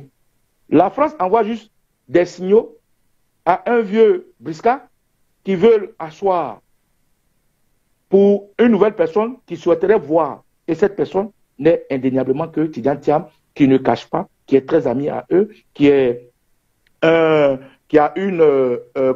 CV qu'ils aiment, qui est dans la posture de pouvoir garantir leurs intérêts, garantir même à Alassane Dramane Ouattara sa survie et bouffer son argent tranquillement, contrairement à Gbagbo et tous les autres. Donc, est-ce que le torchon brûle entre Côte d'Ivoire et Paris? Non, le torchon ne brûle pas. Paris essaie d'envoyer un message à un de ses vassals pour qu'il sache qu'il y a un autre vassal qui doit prendre sa place. Ça s'arrête là. Maintenant, nous les Ivoiriens, quand on parle d'un gars comme Mohamed Hassan Dablaka, on ne sait pas qui c'est. Nous les Ivoiriens, quand on parle des gens comme Mohamed Si, on ne sait pas qui c'est. Mais par contre, on sait très bien qu'il y a la loi des 3C qui existe. La France, quand ils te prennent, la loi des 3L, autant pour moi, quand ils te prennent, ils te lèchent, ils te lynchent, pardon, ils te lâchent et ils te lynchent. Donc c'est à cette loi-là que Alassane Dramane Ouattara est tombé. Comme le dit l'Espoir 2000, attention à la voiture de la France, il y a toujours accident dedans. Merci. Parce que coupeur de tête n'est pas capable de sa tête avec un couteau. Donc non, ce n'est pas pour les Ivoiriens, ce n'est pas pour la Côte d'Ivoire, ce n'est pas pour le bien de l'Afrique, mais c'est pour les intérêts. Mais cet intérêt-là profite forcément à quelqu'un et cette personne, avec sa demande, c'était Dianta. Merci à vous, Kossi Baba Nicolo. Nous allons afficher les codes d'accès. Et dans 5 minutes, par là, nous irons au standard prendre les avis. 5 minutes au moins. Tout dépendra.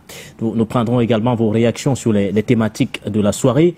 Alors, cette enquête ouverte du côté de Nanterre, passant par Fendom, contre les proches d'Alassane Ouattara, est-elle un signal fort envoyé au président de la Côte d'Ivoire? Mais certainement, bon, si c'est avéré que les informations qui nous ont été données sont vraies, oui, c'est un signal de la part de Paris pour dire à Alassane Dramane Ouattara, oui, nous avons déjà un joker, nous pensons qu'il est grand temps que tu prennes un peu ta retraite, parce que ce joker-là, il s'insère mieux, oui, dans la construction de ce que nous voulons mettre en place en Afrique, et qui est un peu comme le pendant, non pas le pendant, comme la négation de ce que représente l'AES. Et pour cela, vous avez attiré, ou bien vous êtes dans une position de contradiction avérée avec l'AES, au point où on ne peut plus continuer de vous utiliser comme un pion, oui, n'est-ce pas, pour continuer à avoir une politique qui peut mettre l'AES un peu mal à l'aise. Il y a aussi beaucoup de ficines. Quand on voit ce qui se passe en Ukraine, regardez très bien ce qui se passe en Ukraine, vous voyez, quand vous regardez la gestion du pouvoir ukrainien, quand vous voyez la hargne avec laquelle les Occidentaux, bien que le pouvoir de Kiev soit totalement en lambeaux, oui, mais font tout quand même pour le tenir, quitte à voter de nouveaux budgets au soir, ou bien à l'oreille le départ de Biden de pouvoir et accélérer les envois et d'argent et d'armes, parce que pour eux, ils ont gros à perdre si jamais Trump arrive au pouvoir et trouve en la personne du président Poutine un interlocuteur valable pour mettre fin à cette guerre le plus rapidement possible. Et pour cela, les lobbies occidentaux, les lobbies anglo-saxons qui ont déclenché et pour que cette guerre sont prêts à tout. Donc, pour les Français aujourd'hui, Alassane Dramane Ouattara n'est plus l'homme de la situation. Oui. Il n'est plus du tout l'homme de la situation. On a sorti un nom, je ne veux pas broder beaucoup là-dessus, Tidjam Thiam. Tidjam Thiam sera... président du PDC. Oui, il a l'air neuf, il a l'air jeune, oui, et il va vous tenir un discours de quelqu'un qui va apporter des réformes pour que la Côte d'Ivoire aille de l'avant. Il a un carnet d'adresses très très fourni, n'est-ce pas, dans les cercles de la finance internationale. Quoi de mieux? Il a tout, oui, il a tout. Il a soutien de Paris aussi. Voilà, non seulement de Paris, mais des institutions de la finance internationale. Les institutions de voilà, impérialistes. Donc voilà, je pense que le profil de l'homme idéal qu'ils aimeraient au pouvoir, oui, et ils expliqueraient avec le départ de Ouattara, justement que Gbagbo et les autres qui ont été de l'ancienne période, oui, doivent par ce fait prendre leur retraite. Je crois que c'est pour cela que l'entêtement de Ouattara... Mais que dire de la démarche patient parfait? Oui, mais c'est toujours comme ça, on t'envoie des petits signaux, c'est à toi de les interpréter. Parce que là, ils mettent une affaire de corruption, blanchiment de capitaux, et ils nous disent derrière que ça fait perdre à l'État ivoirien chaque année un peu plus de 1400 milliards de francs CFA. Mais ces gens-là qui font semblant de soutenir souvent nos dirigeants, ils ne tiennent pas les bijoux de la famille, ils ont plein d'infos, ils ont plein d'éléments. S'ils veulent vraiment vous abattre, il suffit d'actionner à un endroit qui fait mal. Ouattara a été élu avec comment on dit ça, la bénédiction. Non, avec la propagande je vais vous faire sortir de la misère. Hein, je vais attirer des capitaux qui vont transformer complètement la Côte d'Ivoire. Mais avec cette fuite de capitaux de ce niveau, des prétendus hommes d'affaires qui sont en Côte d'Ivoire pour créer, n'est-ce pas, une plus-value et permettre aux Ivoiriens de vivre mieux, mais c'est scandaleux. ça donne froid au dos.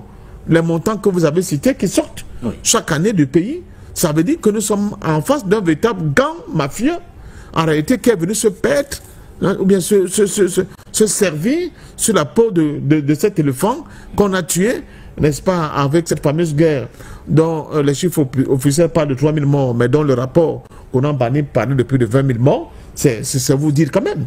Et les conséquences qui s'en sont suivies. Donc, je pense que...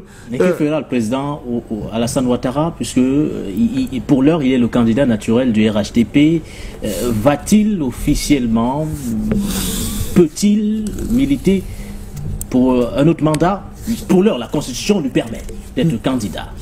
Non. Pour une autre république. Deuxième mandat pour... Non, c'est un autre débat. C'est un autre débat. On peut contester... Même si les signaux sont déjà envoyés... On peut contester cette fameuse constitution qui lui donne le droit de se présenter. C'est pas du tout vrai. Mais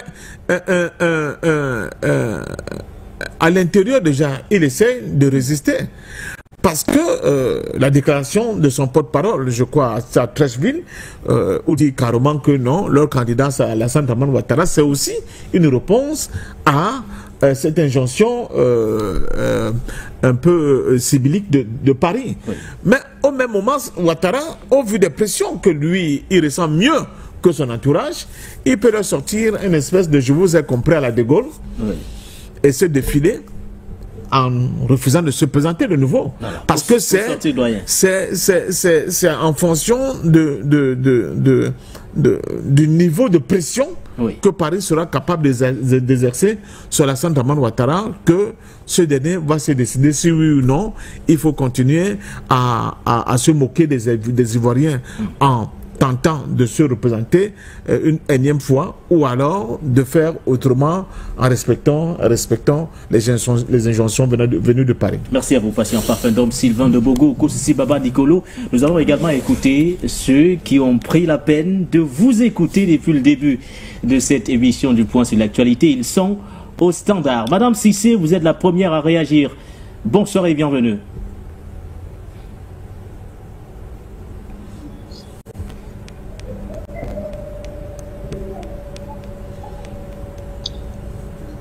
Bonsoir à vous, Madame Cissé. Est-ce que vous nous recevez?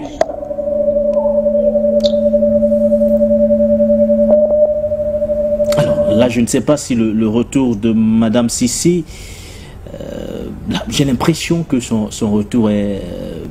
on ne l'a pas du tout. Donc là, c'est un peu compliqué. Est-ce qu'on pourrait avoir quelque chose? Bonsoir, For You Media, et joyeux Noël à tout le personnel de For You Media. Joyeux Noël aussi à tous les téléspectateurs, pour ceux qui croient en tout cas.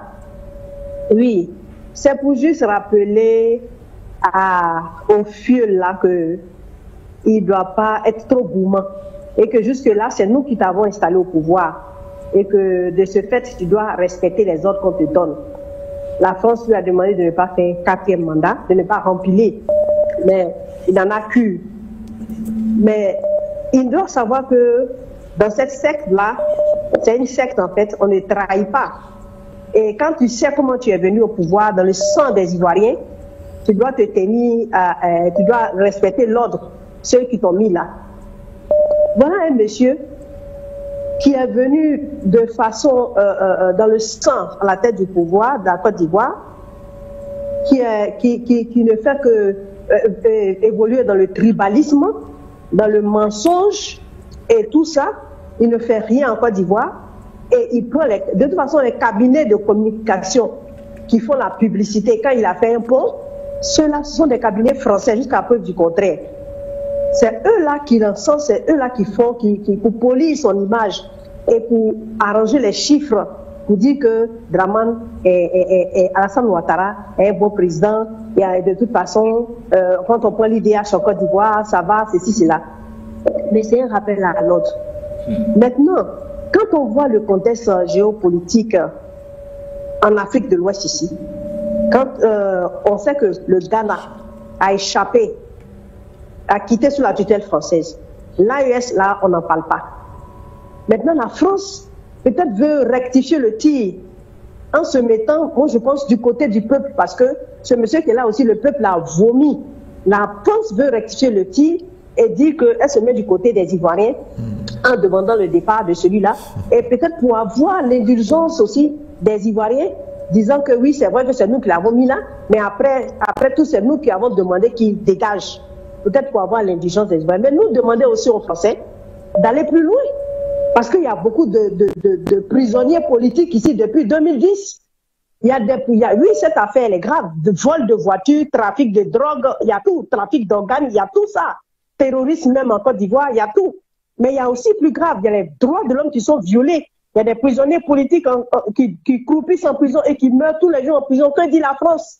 Ils sont en prison. Pas plus tard que hier, on a arrêté. Ils sont venus enlever un activiste PPAC, Gala Kolebi, qui a été enlevé par des hommes encagoulés, sans giron, on ne sait pas où il a été, il allait dans quelle direction, quelle destination, il n'a pas encore été jugé. Et c'est ce qui se passe. Nous attendons là, que la France se prononce là-dessus. Nous attendons aussi la France sur les morts de la crise post-électorale. Il y a plus que ça. Les biens de la Côte d'Ivoire, les biens du président Houphouët-Boigny, là, nous attendons des enquêtes de la France parce que c'était les biens de la Côte d'Ivoire. Il y avait des immeubles, des biens meubles qui appartenaient à la Côte d'Ivoire qui ont été conduits par ce couple-là. Nous attendons aussi l'ouverture d'une enquête là-dessus. C'est ce qui est important pour nous. Sinon, le vol de voiture, qui ne le sait pas, nous le savons. Tout le monde sait que ce pouvoir-là, c'est un pouvoir d'abord qui est plongé dans la drogue. Là, c'est un secret de polichinelle dans tout ce qui est. Donc, on a besoin d'enquêtes plus approfondies. Situer les responsabilités. Qui fait quoi? Qui est au devant de la drogue? Qui entretient le terrorisme? C'est ce que nous voulons, c'est ce que nous souhaitons. Pousser encore les enquêtes. Voilà, venez, on invite aussi Amnesty International à venir visiter nos prisons. Comment sont traités les prisonniers politiques? Qu'est-ce qu'ils vivent? Comment ils vivent en Côte d'Ivoire? Venez. Merci.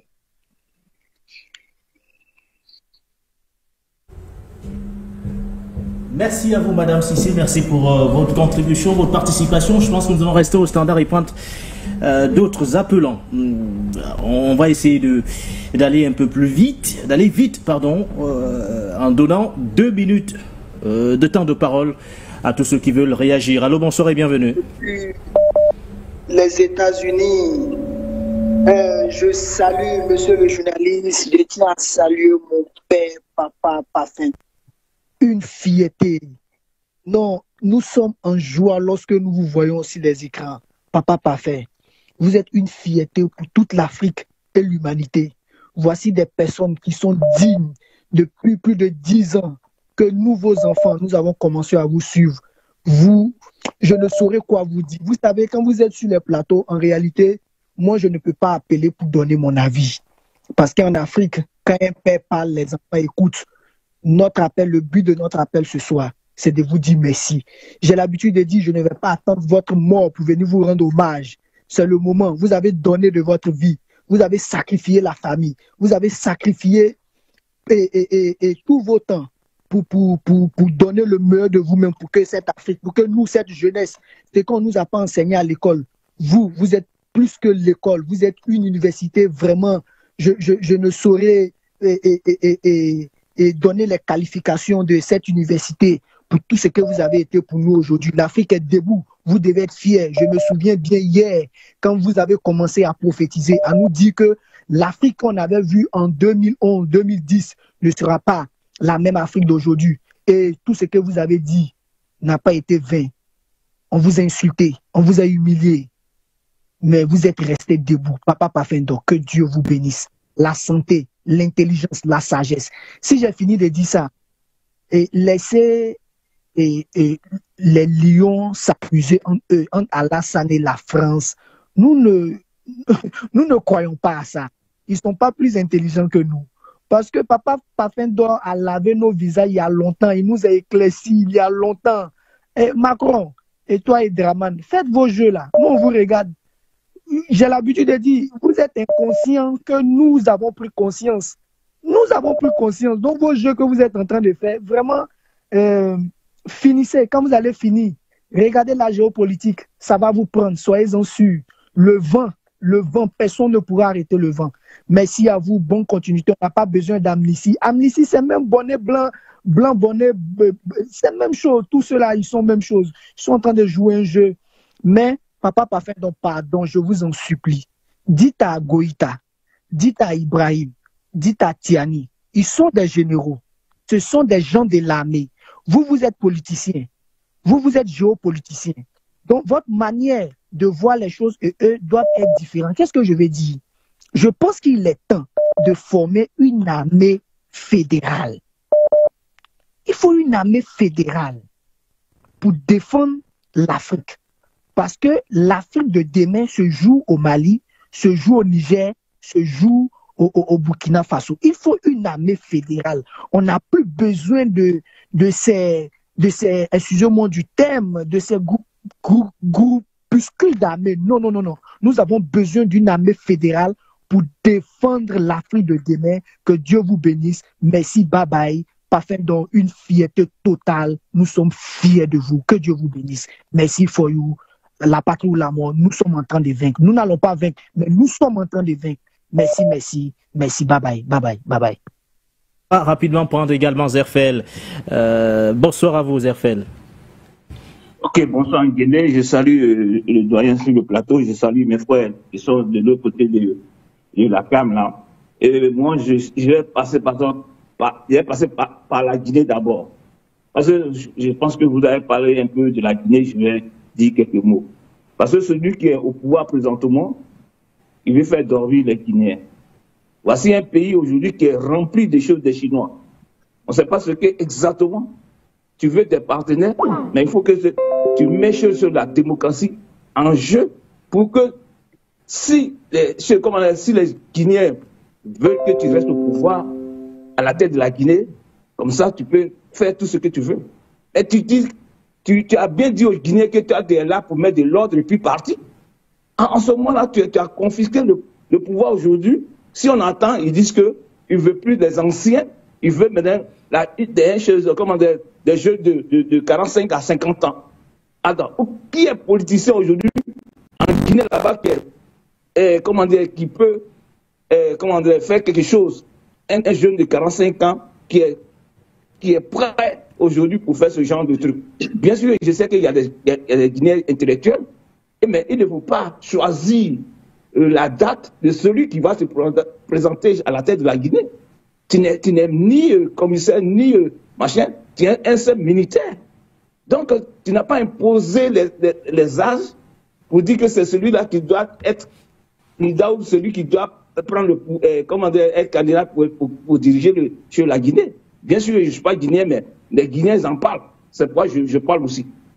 Parce que ce qu'il est en train de faire présentement, ce n'est pas de la démocratie. Si tu veux rester au pouvoir, dis exactement et tu descends tes choses, tu mets tes costumes de militaires à côté et puis vous allez compétir ensemble. Alors si tu es là en train de mettre tous les opposants en prison, ce n'est pas une démocratie, mon frère. Parce que depuis Sékou Touré, et malheureusement, Condé est venu, c'est lui-même qui a fait aujourd'hui, et puis les militaires encore sont venus au pouvoir. Ouais. S'il avait laissé sur le sujet principal, Zerfel. Oui. Non, je vais finir maintenant. Parce que, comme vous avez 2 minutes, moi je vais finir. Parce que maintenant, je vais parler de la Côte d'Ivoire. La Côte d'Ivoire, ce qui se passe aujourd'hui avec Alassane en Côte d'Ivoire aujourd'hui, ça, moi, je pense que, je vais couper tout court. Parce que les opposants aujourd'hui, ils doivent se réveiller. Se réveiller pour que tout ce qui se passe autour d'eux, pour qu'ils mettent qu'ils ouvrent les yeux pour voir ce qui va venir demain. Parce que quand on voit toutes les choses, les choses comme couper des choses à Alassane avec Macron, c'est pour nous faire endormir. C'est pour nous faire endormir. Parce que tout simplement, tout ce que les choses Dramane est en train de faire avec, c'est pour faire endormir les Ivoiriens, pour dire que non, eux ne sont pas derrière Dramane. Ça, c'est archi faux. C'est archi faux. Comment ça se fait aujourd'hui qu'ils sont en train de préparer des coups d'État et pour détruire AES? C'est pour dire que ceux-là, ils pensent qu'ils sont plus intelligents que les Noirs, mais les Noirs sont plus intelligents que eux. On voit plus loin que leur nez. C'est pas la peine de venir là que moi j'appelle tous les opposants en Côte d'Ivoire d'ouvrir, parce qu'à quelques jours, on sera en 2025. C'est pas chose en 2025, le 30 choses en octobre, que vous avez commencer à faire les choses, des campagnes pour sensibiliser les gens. Ça, c'est quelque chose que moi, je déplore tous les jours. Parce que vous, les politiciens, vous attendez à la dernière minute pour faire des choses, des campagnes ou pour sensibiliser les gens, c'est déjà tard. C'est maintenant. C'est maintenant pour un politicien. Et chevronné, c'est maintenant, lui, doit commencer à faire sensibiliser les gens. Alors, parce que depuis que, comment dirais-je, le président Gbagbo a dit, il a dit à ses militants d'organiser ces tournées dans les 10 communes d'Abidjan, il n'y a rien, on ne voit rien. Merci à vous, Zerfel. Vous êtes couché. Voilà. Parce que le temps coule, mais vraiment, on a trop de choses à dire. Et quand c'est limité comme ça étouffe. Merci. Merci à vous, Zerfel. Merci. Il y a beaucoup de choses à dire, mais très peu de temps. Je pense qu'on va essayer de prendre un dernier appelant et on reviendra conclure l'émission juste derrière. Allô, bonsoir et bienvenue. Bonsoir, monsieur Nguéné. Bonsoir. Bonsoir merci. À tous les auditeurs de For You Media. Bonsoir, le doyen Parfum Gom, à Sylvain et Papa Nicolo. Monsieur Nguéné, grand frère, pardonne-moi de dire quelque chose à monsieur Baba Nicolo, que je voulais le remercier beaucoup. De tous ces années, ce combat, avec Sylvain, ils ont beaucoup contribué dans le temps de prise de pouvoir de capitaine Ibrahim Traoré. Baba Nicolo il a beaucoup contribué façon qu'il a sensibilisé le temps de la prise de pouvoir de capitaine Ibrahim Traoré. Ça a beaucoup joué au Burkina Faso. Donc je voulais tirer mon chapeau à Baba Nicolo. Parce que si quelqu'un a fait du bon, il faut le connaître. En tant que Burkinabé, Baba Nicolo il a beaucoup joué sur la prise de pouvoir du capitaine Ibrahim Traoré dans les autres médias. Monsieur Guéné, grand frère, je vais te dire quelque chose avec le doyen. Le président Doumbia, c'est les États-Unis qui l'a mis au pouvoir pour qu'il puisse installer Céline Diallo au pouvoir. C'est le même États-Unis qui veut enlever aussi Mamadi Doumbia au pouvoir. Si Mamadi Doumbia il a eu le temps de juger Dadis Camara, c'est le 28 septembre, il y a le même stade là. Il a eu combien de morts dans son régime? Plus de 100 et quelques personnes qui étaient décédées, donc on doit le juger aussi. Lui, il a jugé Dadis Camara, il a fermé Dadis Camara. Donc Doumbia aussi doit juger. Doumbia aussi doit juger, parce que si tu as pu juger le 28 septembre, voilà dans ton régime aussi, il y a eu des morts. Donc toi aussi, on doit te juger. Et pour revenir rapidement à la Côte d'Ivoire, il faudrait que les gens sachent quelque chose. Maintenant, ils ont su que la Côte d'Ivoire, tout le monde est en train de détester Dramane Ouattara. Donc la France veut jouer un jeu pour pouvoir installer Thiam au pouvoir. C'est une façon d'écarter Dramane Ouattara pour installer Thiam. Parce que c'est que la frappe que Laurent Gbagbo est venu là, c'est toute la jeunesse là, avec la sensibilisation de Baba Nicolo, de For You Media, de Parfum Gom, on sait que Laurent Gbagbo peut pas revenir prendre le pouvoir. Donc la France, actuellement, il est en quête. Parce qu'il sait que si Laurent Gbagbo prend le pouvoir, il va beaucoup perdre. Actuellement, il a déjà perdu de 3 pays. Donc, pour revenir dans cette jeu, parce qu'il veut nous faire perdre du temps. Mettons-nous ensemble pour pouvoir avancer, comme le grand frère Zerfel qui venait de parler là. Donc, mettons-nous ensemble pour pouvoir avancer. Et merci beaucoup à For You Media. Et je voulais dire merci à le doyen. Bon Noël à lui. Que Dieu lui donne longue vie. Qu'il puisse continuer ce combat pour nous tous. Thank you so much. And God bless. Merci à vous. Je pense que Jean Sakpono est avec nous. Également, vous voulez réagir, Jean Sakpono? Allez-y rapidement, s'il vous plaît.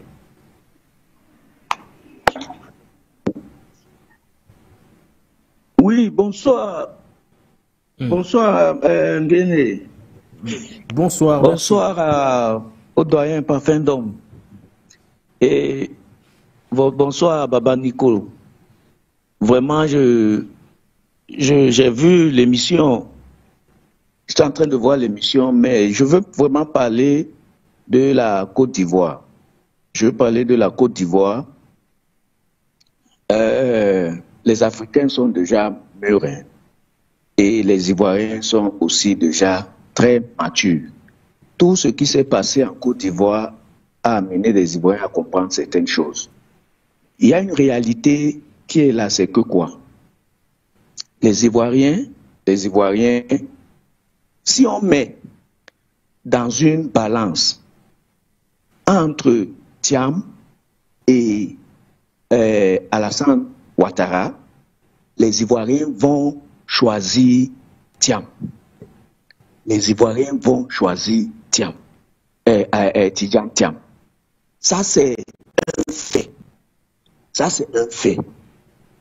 Mais le problème qui est là, c'est que la France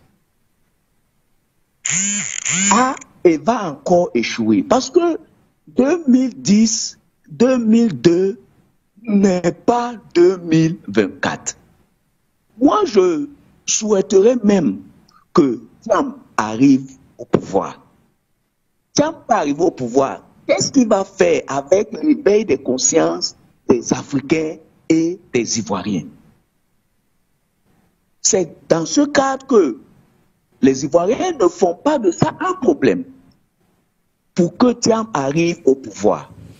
Parce que même si c'est la France qui va l'amener au pouvoir, aujourd'hui où la Côte d'Ivoire est, même si on met Satan, le diable, au pouvoir, il va faire ce qui est pour les Ivoiriens. Il va faire ce qui est pour les Ivoiriens. Donc, quel que soit ce que la France va faire, elle va perdre la Côte d'Ivoire. Même si elle met n'importe qui, elle va perdre la Côte d'Ivoire parce que la Côte d'Ivoire n'est plus prête et ne sera plus prête pour la France. Donc, je vois le doyen en train de sourire. Ce que je peux dire, c'est let us wait and see. Merci beaucoup, Guéné. C'est nous que vous disons merci. C'était plutôt Jean le missionnaire et pas Jacques Sapounou. Je pense qu'on va rapidement faire un dernier tour de table avec vous, messieurs, Oko Sissi Baba Nicolo, Sylvain Bougou, encore Patient Parfendom. Sylvain, comment expliquez-vous le silence des autorités ivoiriennes après ces révélations faites par African Intelligence? De quoi doit-on le qualifier? En 2 minutes, Sylvain, pour sortir de l'émission. Les autorités ivoiriennes sortent par, je dirais, par petits mots. On voit par exemple le Ropero, le ministre, je dirais, Adjoumani souvent qui dit le candidat du RHDP, c'est Alassane Dramane Ouattara. Il y a Kandia Camara, la célèbre présidente en tout cas, de l'autre chambre du Parlement, voilà, qui ma foi, commence déjà à rencontrer les femmes et à pleurer pour dire que si Alassane Dramane Ouattara s'en allait, le travail sera inachevé. Donc, de façon officielle, ils ne sortent pas parce qu'ils savent que tous ceux qui interviennent sont eux-mêmes concernés de très près. Tous ceux qui devaient prendre la parole sont concernés de très près. Lorsqu'on prend le cas du ministre chargé de la jeunesse et de l'emploi, par exemple, qu'on appelle aujourd'hui le grand coupeur des routes, c'est-à-dire qui vole l'argent, qui s'accapare des primes, des bonus des travailleurs pour aller verser ça dans les caisses. Cela est vraiment décrié en Côte d'Ivoire, dans les caisses de la supposée, je dirais, charité de la femme de Dramane Ouattara. Vous savez, eux tous, ils se sentent concernés. Et donc, ils ne peuvent pas intervenir. Parce que lorsqu'on dit autour de Dramane, ce n'est pas Dramane seulement, c'est Dramane lui-même. Il a les pieds, les mains et la bouche liés dans cette affaire. Voilà pourquoi il ne peut pas intervenir. Ce n'est pas non plus Téné Birahima, son fils, son premier fils, qui ne veut pas reconnaître.